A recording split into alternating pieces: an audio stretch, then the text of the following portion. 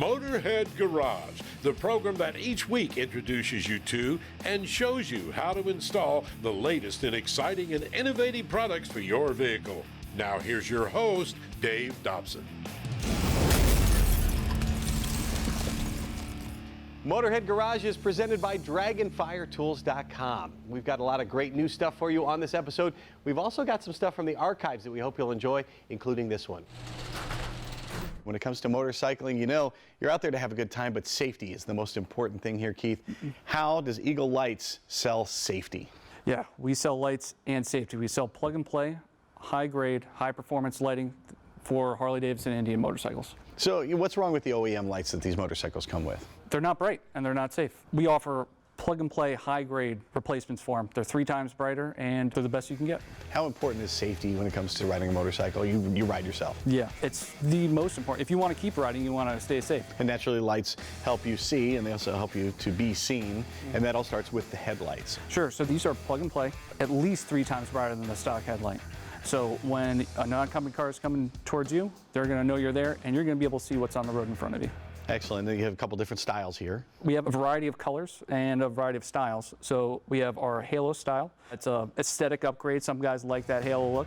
We also have them available in chrome and black. And let's go to the back of the bike now and talk taillights. Same sort of story there. You want it to look like it fits with your bike. Yeah, so we have a bunch of different styles. This one's going to be one of our most popular. It's a strobing taillight. What ends up happening is when you hit the brake, it's going to strobe 3 times to let the people behind you know that you're there. And most accidents on bikes happen when bikes are stopped, actually. Yeah, at intersections and when turning, and that's when you're going to see the benefit of that light. Cool, and you've got the red one and a couple other models as well? Yep, we have them available in red, clear, and smoke. Today we have the red and the couple of smoked versions. And we have available in a bunch of different sizes. So these are layback design, which is a bit of a more sleek design. We also have them in a low profile if you don't want the blocky stock tail light. Harley folks love to customize their bikes. They love different looks. How do you cover all that when it comes to the turn signals and the running lights? So we have a bunch of different styles. These ones feature full running lights, all 48 LEDs, they light up white, and then they'll also color changes automatically to amber. So you don't actually have to do anything, it's all built into it. The ones on the bike that we installed, those have 24 white LEDs that go around the outside, and then there's going to be another 24 on the inside. A lot of guys like to use those to match the Halo style lights that we have. And let's talk about installation for all of the lights here. You installed them in the studio. Didn't take a whole long time at all. How important is ease of installation to you? Incredibly important. So we like to make things a 5-minute install. The taillight, it's 2 bolts and a plug. The headlight, 1 bolt and a plug. We like to make things simple. We have easy to follow instructions on our website, but honestly, you probably don't need them. It's pretty simple. Obviously, folks are going to want to spend more time riding their bike than fixing it, so the ease of installation is important. Also, customer service when it comes to actually ordering these lights. How important is that to you at Eagle Lights? Incredibly important. So if you call us, you talk to a real person. You talk to one of us. We'll help you. If you call us with a year, make, model, we'll get you the right lights. And speaking of year, make, model, how many different bikes do you cover? Is it just Harleys? Do you have other stuff available? In the thousands. I mean, we cover Harley and Indians, main specialty, but we carry stuff from Honda, Triumph, you name it. We have a lot of lights for it. And how do I know what you have in stock for my bike? It's pretty simple. You just go to eaglelights.com, you punch in the year, make, model of your bike, and it will tell you exactly what you need. So you're not just looking for a headlight, then finding if it fits your bike. You put in your bike and it'll tell you everything that's available for that motorcycle. It's super cool. Folks that use your products, how much feedback do you get from them, and how much of your R&D comes from that? A lot of it. We talk to Harley and Indian motorcycle owners all the time. They tell us what they don't like, and we release new products based on their feedback. How important is it that you guys at Eagle Lights are also riders, and you know what works, what doesn't work, and that sort of thing? I mean, I ride myself. I mean, that's how we started the company. So we wanted to make better lights because there were none available. I know you're concerned with delivering a high-quality light that's easy to install. What if there's an issue? What kind of warranty do you offer? Any of our lights, it's a lifetime warranty. As long as you own it, we'll take care of you. Can't get any better than that. These lights are super high quality, way better than the OEM lights. They're going to help you be seen, and they're going to help you see out there on the road. Check them out at eaglelights.com. We'll be right back with more Motorhead Garage presented by DragonFireTools.com in just a moment.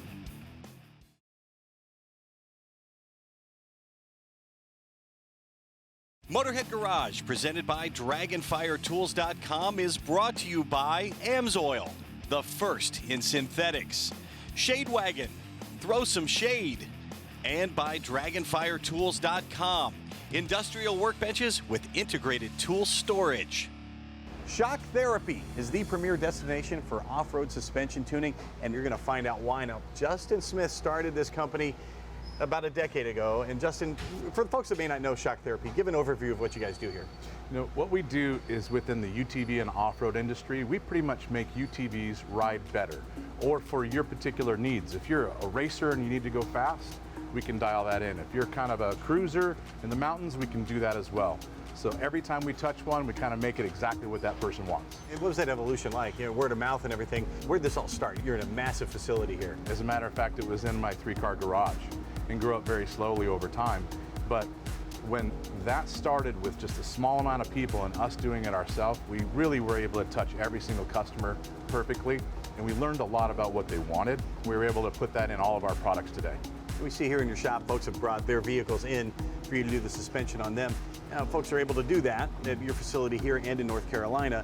What about folks that can't bring their vehicle in? You know, we have a mail-in program that we call Shock in a Box. And everywhere in the United States and other countries, we get shocks in here to do the tuning for them.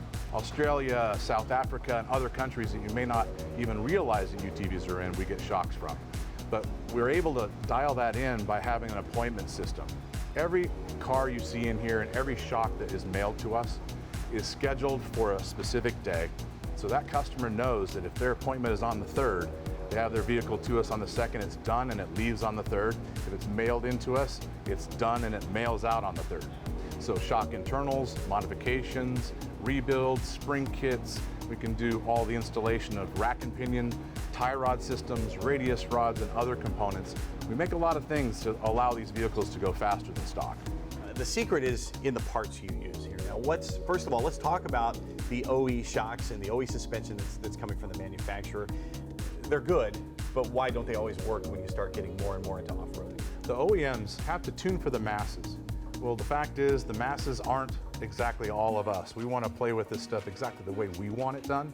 So we're able to tune UTVs to do the specific job for each individual's needs. If you start adding weight or accessories to these, they sit too low and don't ride very well. Well, we fix that with spring kits. And if you drive a little bit too hard or harder than the UTVs are designed to be used, we can fix that too and allow you to do what you need with your car. And you've told me as you start to go faster and faster, things start to break in succession there. Exactly. The succession of breakage and components follows the speed at which you're going to drive. And we are enthusiasts just like our customers are. So we've driven these speeds and seen what the first things are to break, and we manufacture a component to fix that. After you fix that part, you might find that the next thing to go is short down the line, and we make that component as well. You can see kind of a list of components on this bench right in front of us. And these are the same parts you can find on the Mud Monster behind us, and also really this closer to stock vehicle as well. Different parts for different folks here. Yes, a lot of people think that we just tune for race cars because the racers are the ones that typically break everything, but that's absolutely, couldn't be farther from the truth. We tune for the guy that drives super slow, retired on the weekend, and just does trail riding and wants to be relaxed and comfortable.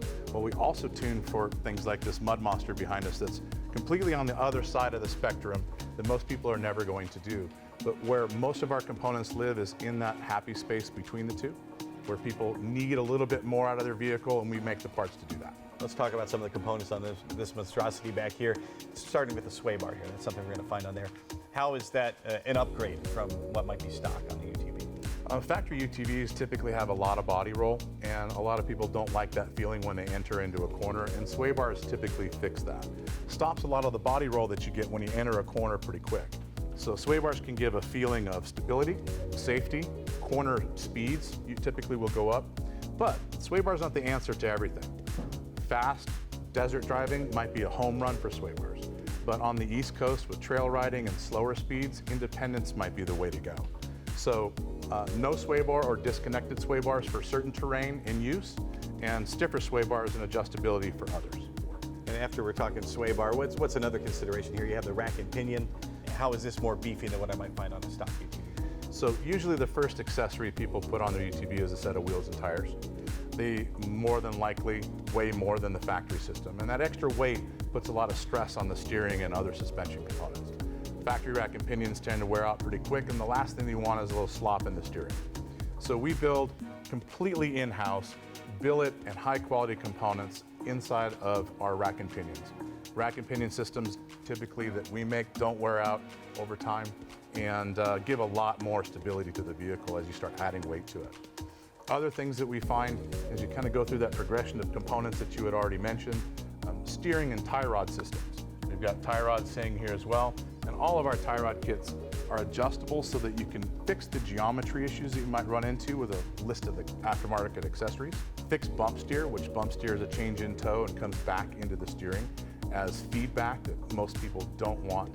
And our tie rod kits fix that. Extension clunk is very, very common with UTVs, and a limit strap kit that we offer cures all of that so you don't wear out parts inside the shock as well. Other things that we have besides sway bars, sway bar links, are electronic shock upgrades.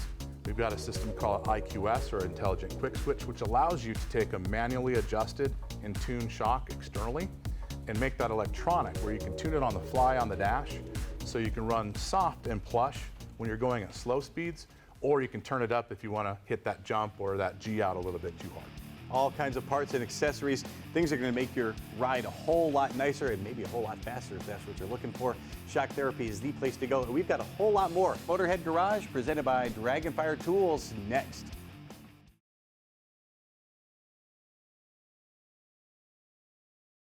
Motorhead Garage, presented by DragonfireTools.com, coming to you from the Shade Wagon studio.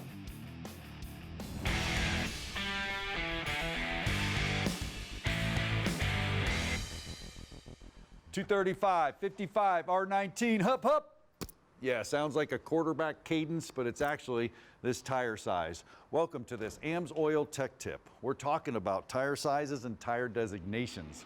Let's look at a tire and what's going on inside of there. You can see it through the actual bead, the tread, the sidewalls. There's a lot happening. I actually have one right here. You can see the bead down here.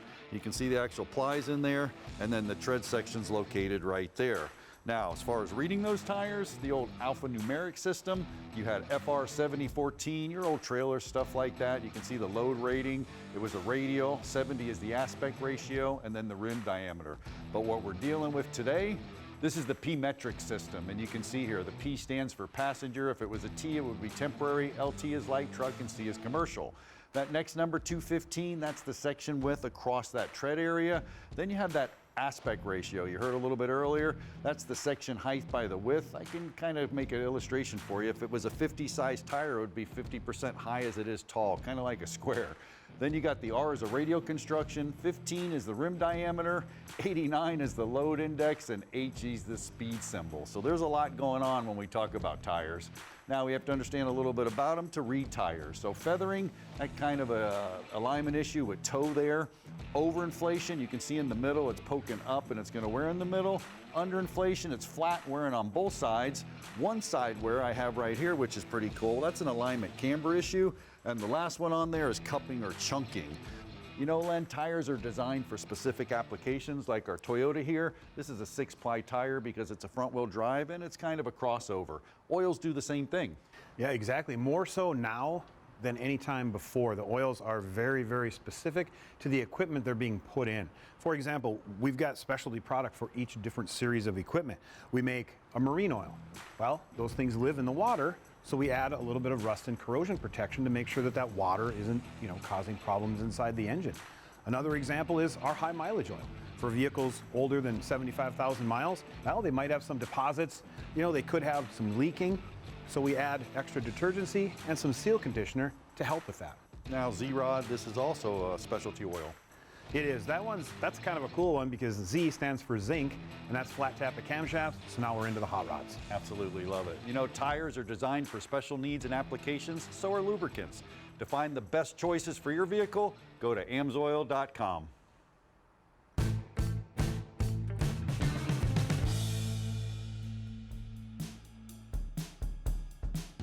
My name is Darren Crocker. This is my 57 Volkswagen Bug.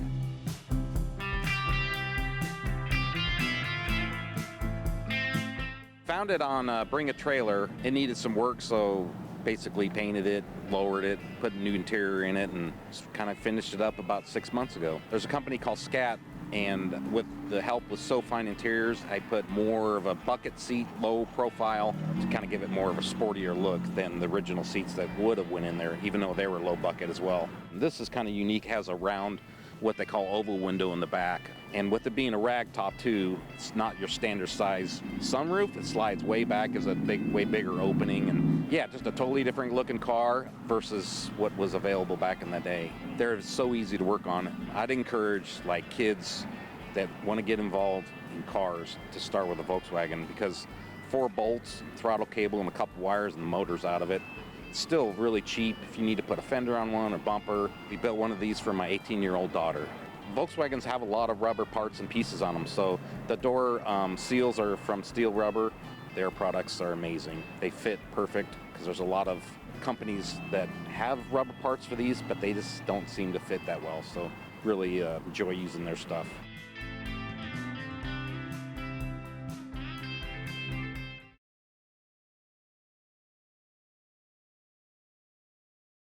Motorhead Garage, presented by DragonFireTools.com. Industrial workbenches with integrated tool storage. And brought to you by PaintedAutoBodyParts.com, the leading U.S. auto body parts online store. Clamp tight, clamp anything, any size, any shape, anywhere. And by Custom Auto Sound, audio for the great classics, customs, and street rods. This is Motorhead Garage, presented by DragonFireTools.com, and this is a cell phone. Of course, we all have them, and you're a motorhead, so I know you love to be in your car. So what do you do with your phone when you're in your car? You've got a lot of options, right? You can put it on the magnet on the dash. That's on your vent. It's going to block your vent in the summertime. That's a bad deal. In the wintertime, it's going to fry your phone. And you can put it in your cup holder. You can put it on your lap. But of course, you know you're going to drive it. It's going to fall into the crack there, and you'll never see it again.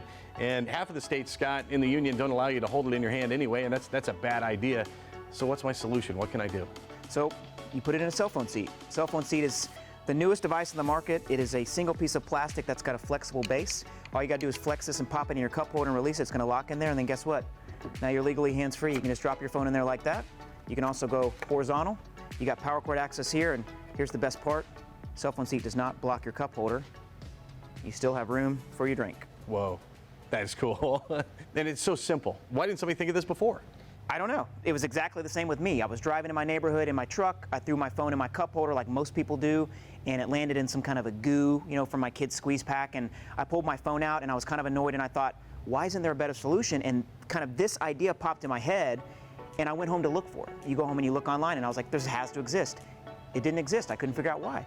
So I decided to draw it out, much to my wife's dismay, as she's looking over my shoulder saying, what are you doing? What are you doing? I was like, I got an idea. So I drew it out. I found actually a designer that could do 3D AutoCAD type designs, and we 3D printed them just to test it out. And I got the first one I remember that was 3D printed, and it was huge. It was like this big.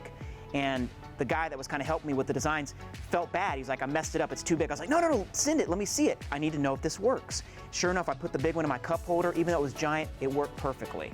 So we kept going, and as you can see now, we have the final version. It took about 6 years to actually get this just right.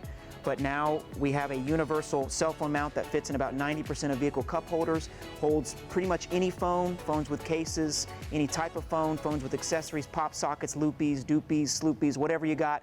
This one simple device is going to work for most everything. What are some of the little extras you put a lot of thought into to keep the phone in place there? Sure. So the first thing we did was we cut out these side slots here, and that's going to allow you to put your phone in there horizontal.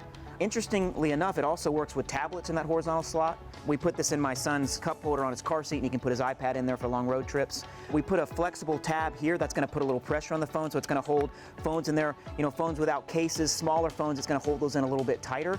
And then it also can flex back when you have bigger cases like this. This is an iPhone 14 Pro with a wallet on it. It's going to be able to flex back and hold those in there as well. Those bigger cases with OtterBox cases, it's going to be able to push that tab back and hold that in as well. We have power cord access here, so obviously people want to be able to charge their phone in the car. And I like the fact that this sits in your cup holder. Your power cord is staying down here to the side.